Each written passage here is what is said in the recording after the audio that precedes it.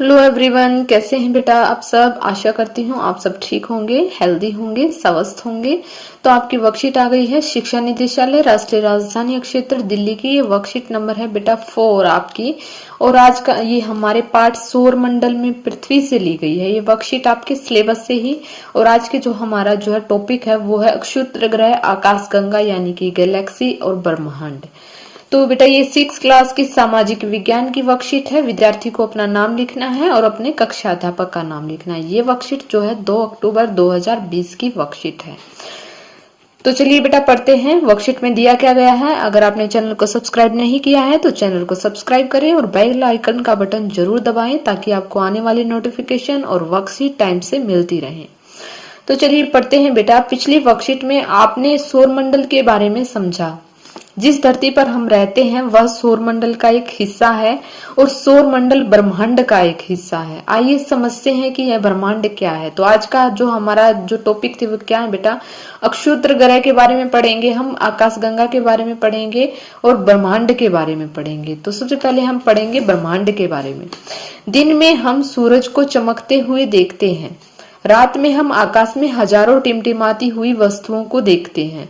सूर्य और इन सभी टिमटिमाती वस्तुओं को खगोलीय पिंड कहा जाता है। तो खगोलीय पिंड किसे कहा जाता है बेटा?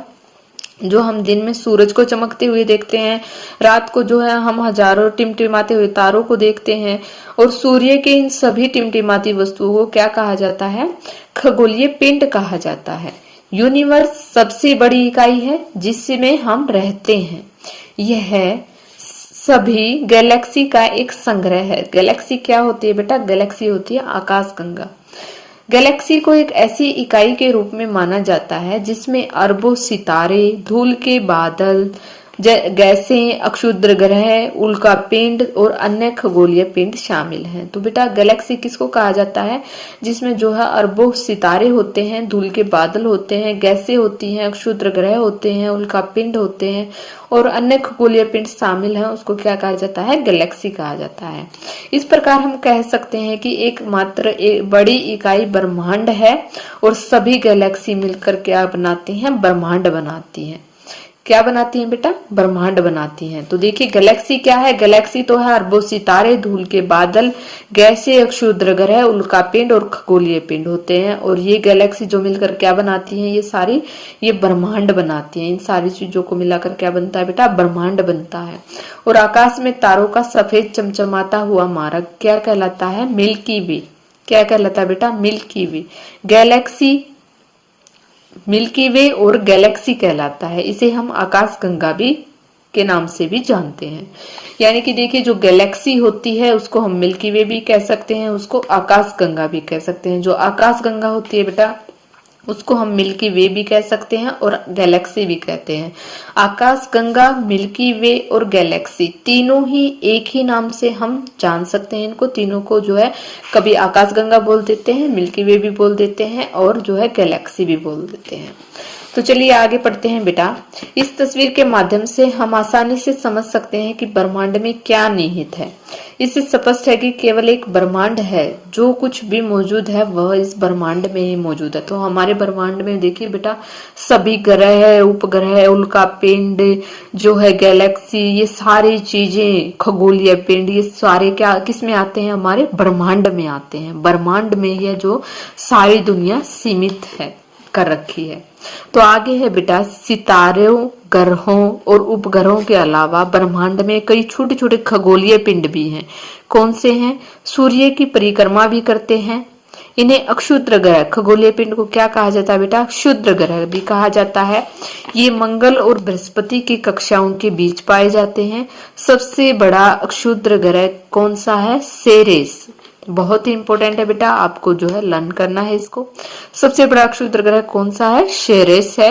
और मंगल और बृहस्पति की कक्षाओं के बीच क्या पाए जाते हैं? अक्षुद्र ग्रह। तो आगे देखिए बेटा, चट्टानों के छोटे छोटे टुकड़ों जो सूर्य की परिक्रमा करते हैं उन्हें क्या कहा जाता है? उल्कापिंड कहा जाता है। ये उल्कापिंड क्या होते हैं? ये पृथ्वी के वायुमंडल में प्रवेश करते हैं तो जलने लगते हैं। उल्कापिंड घर्षण के कारण गर्म हो जाते हैं और जल जाते हैं। उल्कापिंड पूरी तरह से नष्ट नहीं होता है और पृथ्वी पर गिरता है तो खड्डा बना देता है। देखिए बेटा, ये उल्कापिंड या तो जो है जल जाते हैं घर्षण के कारण, या जो है जो जलते नहीं है, जो नष्ट नहीं होते हैं, वो अगर पृथ्वी पर गिर जाते हैं तो क्या बना देते हैं? गड्ढा बना देते हैं। तो चलिए बेटा, आगे कुछ प्रश्न दिए गए हैं जो कि हम करते हैं। ब्रह्मांड से आप क्या समझते हैं? तो आपने पढ़ा है बेटा, जो भी हमारे अरबों सितारे, धूल के कण, जो गैलेक्सी होती है, गैसें होती हैं, क्षुद्र ग्रह होते हैं, उल्कापिंड होते हैं, खगोलीय पिंड होते हैं, वो सारे हमारे किस में आते हैं?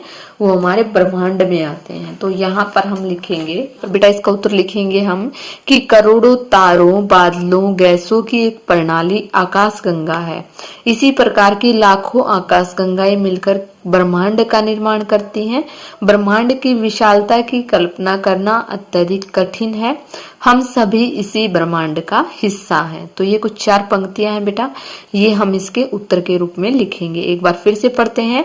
करोड़ों तारों, बादलों और गैसों की एक प्रणाली आकाश गंगा है। इस प्रकार के लाखों आकाश गंगाएं मिलकर किसका निर्माण करती हैं? ब्रह्मांड का निर्माण करती हैं। और ब्रह्मांड की विशालता की कल्पना करना, यानी कि हमें नहीं पता है कि ब्रह्मांड कितना बड़ा है और हम भी इसी ब्रह्मांड का एक हिस्सा है। आगे है बेटा, प्रश्न नंबर 2 है हमारा, गैलेक्सी क्या है? तो गैलेक्सी क्या है? हम यहाँ पर लिखेंगे कि गैलेक्सी को एक इकाई के रूप में माना जाता है जिसमें अरबों सितारे, धूल के बादल, गैसें, क्षुद्र ग्रह, उल्कापिंड और अन्य खगोलीय पिंड शामिल हैं। सभी गैलेक्सी मिलकर ब्रह्मांड का बनाती हैं और गैलेक्सी को मिल्की वे व आकाश गंगा भी कहा जाता है। तो आगे है बेटा हमारा प्रश्न नंबर 3 है, अक्षुद्र ग्रह खालिस्तान और खालिस्तान की कक्षाओं के बीच में पाए जाते हैं। तो हमने यहाँ पर पढ़ा था बेटा कि जो है अक्षुद्र ग्रह मंगल और बृहस्पति की कक्षाओं के बीच पाए जाते हैं। तो हम यहाँ पर लिखेंगे मंगल और बृहस्पति।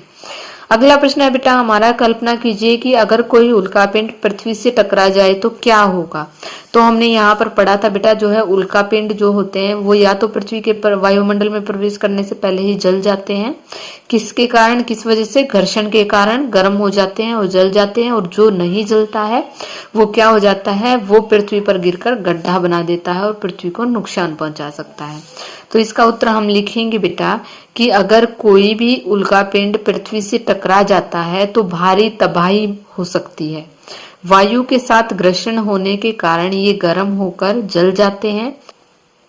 कभी कभी कोई उल्कापिंड पूरी तरह जले बिना पृथ्वी पर गिरता है तो धरातल पर गड्ढा बना देता है। तो क्या बना देता है बेटा? गड्ढा बना देता है। तो आशा करती हूँ बेटा आपको वर्कशीट समझ में आ गई होगी। तो अगर आपको वीडियो अच्छी लगी तो प्लीज लाइक कीजिए, शेयर कीजिए एंड सब्सक्राइब कीजिए। Thank you. Thanks for watching.